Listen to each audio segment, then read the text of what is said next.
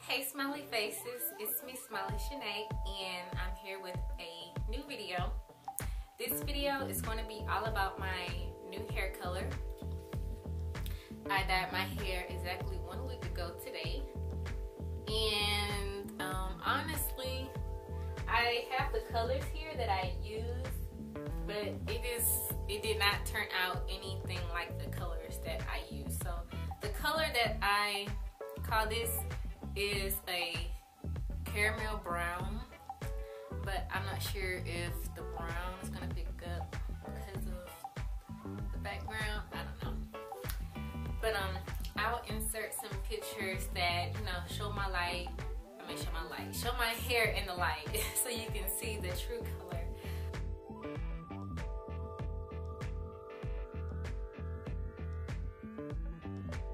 Okay, so I dyed my hair exactly 1 week ago, and I'm gonna also discuss hair changes that I noticed that I knew was going to happen anyway. Anytime you lighten your hair, you're gonna notice some changes in your hair. So I'm gonna discuss that at the end. But a week ago, if you watched my previous videos, you would know that my hair was jet black.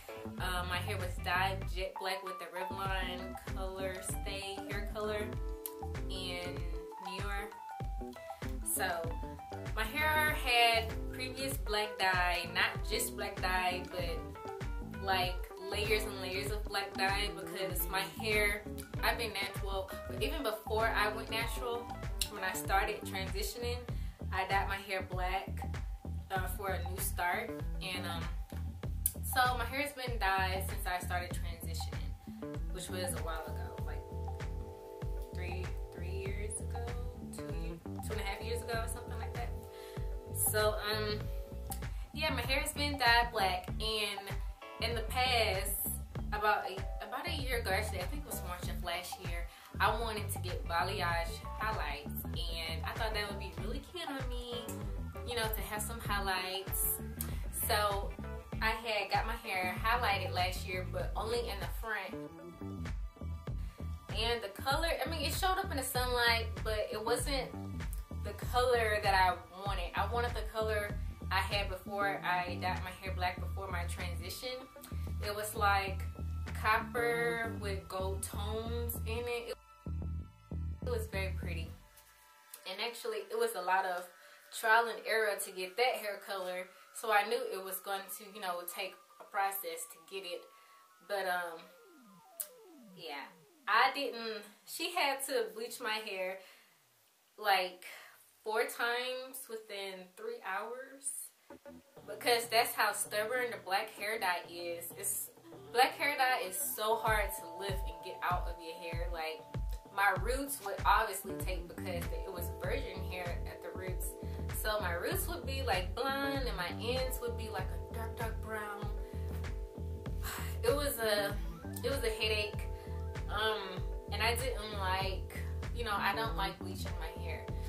So the fact that it was done so many times, I went home afterwards and immediately deep conditioned my hair. But anyway, that was last year.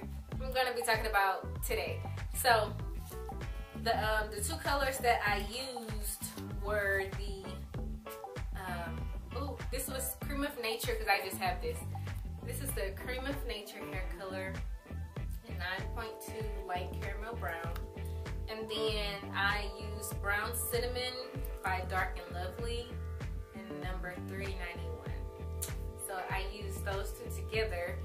But before I applied these 2, I don't have that product with me, I used the Loreal Color Zap. It's not bleach, but it's like, to me it's like right before bleach. Because it still smells like it to me, but it didn't have it listed. So it had a lot of peroxide in it, so yeah, it's like a level before bleach, which is still damaging to me. But I will be uploading a video of that entire process of the Color Zap, because something told me to just record it just for records. And I'm glad I did, because now I'm able to share that experience with you, and some mistakes I made. I made some mistakes using that stuff.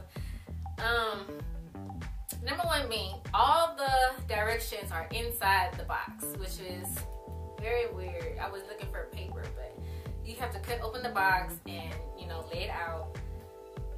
I don't even remember. You have to leave it on for like an hour. I left mine on for 45 minutes, and I had my hair in 4 sections, as you'll see in the video that's going to be coming up. I had my hair sectioned off in 4 sections, and I worked with the 2 front sections first. So this side, and then I believe I did this side and this side. And when I got to the back, I noticed that the front on this side was starting to take, but of course more at the roots.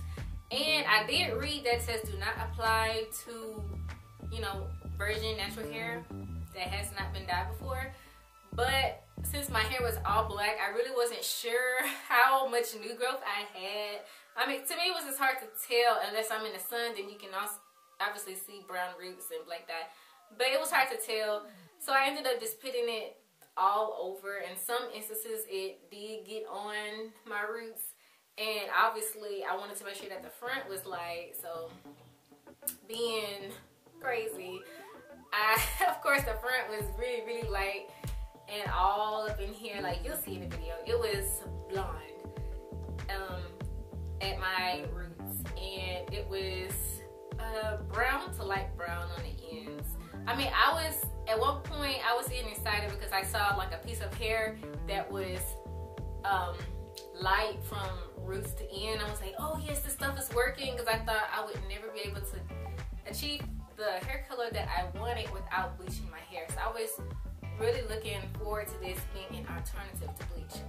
And I will say it did work.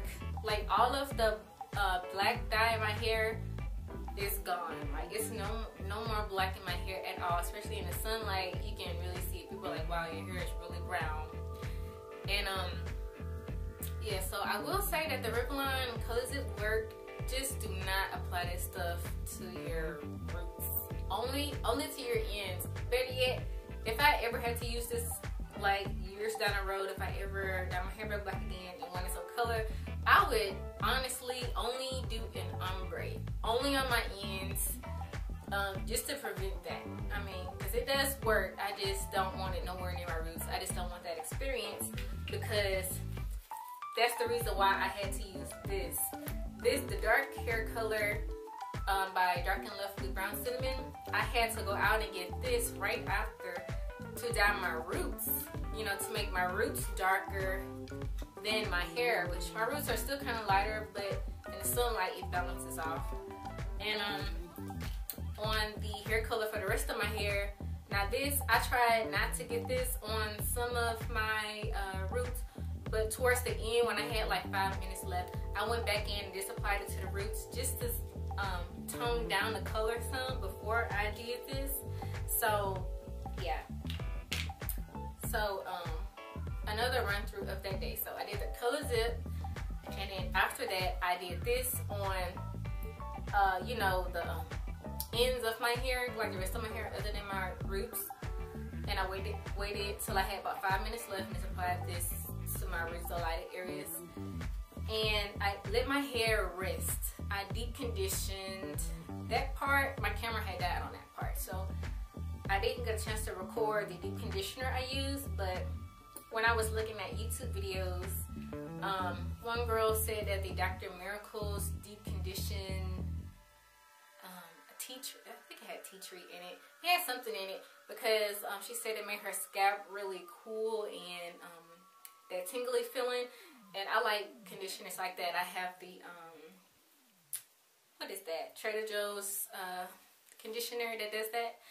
And I like the way that feels, but I wanted something stronger, obviously, to help with my hair that's just been processed. So I went out and got that, and I love that stuff. I think I'm going to get that stuff when I do something major to my hair, because it really helped to deep condition my hair. So I really like the Dr. Miracle's deep condition. It came in like in a little pack or something, like a tan and blue pack. It was like $1.19. I put that on my hair after the Color Zap, and after I rinsed that out and applied this. Now on the box of the Color Zap, it did say you can go ahead and apply your hair color right after you rinse the Color Zap out and the water rinse clear. That's the only reason why I felt it was okay to dye my hair the same day. Now, for my roots, however, because my roots, I had became really tender-headed by this point, so like bobby pins, like, you know, hairstyles that require bobby pins, when it would sit on my scalp for too long, I have to move it around in a different spot because my scalp was so tender. So I waited a whole 24 hours before I even touched my roots and applied this. So this was the second day. I'm really happy with the color that has come about out of this process. The only thing I'm thinking is maybe when I am at my 2-year natural anniversary, I'm just gonna go in and do only like the ends. I'll just probably put my hair in like twists and only put more of this color only on the ends, just to make it a little lighter. But other than that, that's all I plan on doing. I'm actually been researching henna because my mom does henna and her hair is like a very pretty copper color, but I'm not sure because it's really supposed to be a red tone, the one that she uses, but it comes out copper, and I'm not sure how it would color my hair because I don't really like red, like that red. I don't like that red on me at all, and it'll be too dramatic for the workplace. So I don't know. After, you know, the feel of my hair, how that has changed, my hair, it still feels dry. Like my hair feels more dry.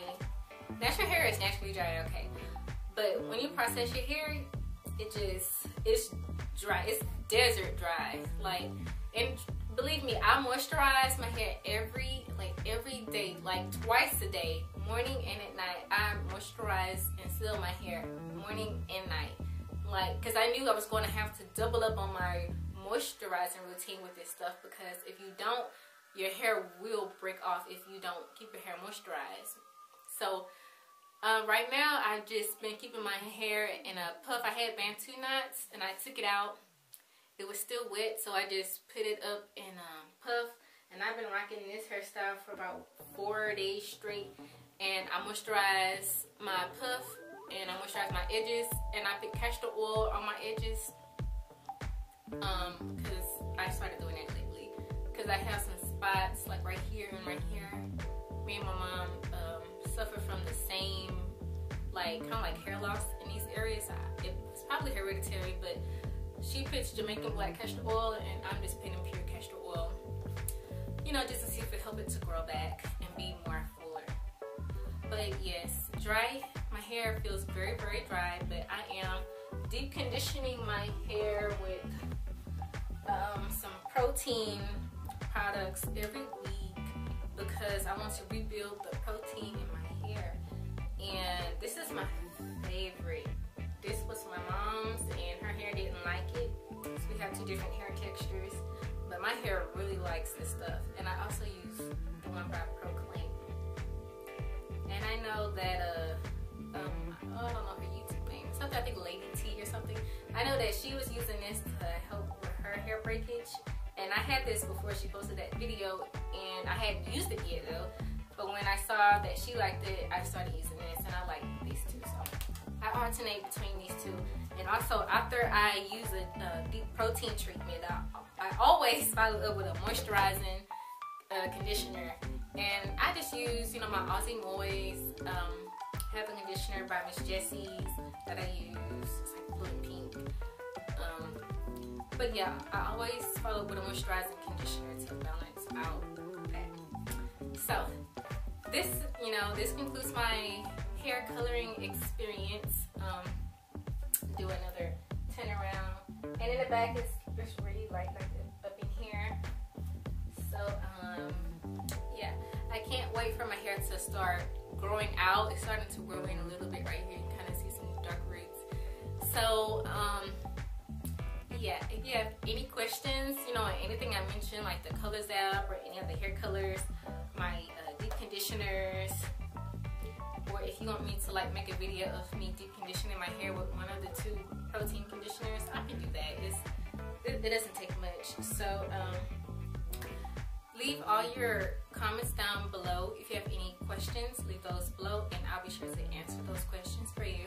If you have any like video requests on anything, leave those below and I'll see if I can get to it for you. And have a great day, and I'll see you guys in my next video. And thank you to my new subscribers for subscribing. I really appreciate it, and I hope that you stick with me on my channel. I have a lot more like video ideas to come, so that's something I'm working on. So yeah, I'll see you guys in my next video.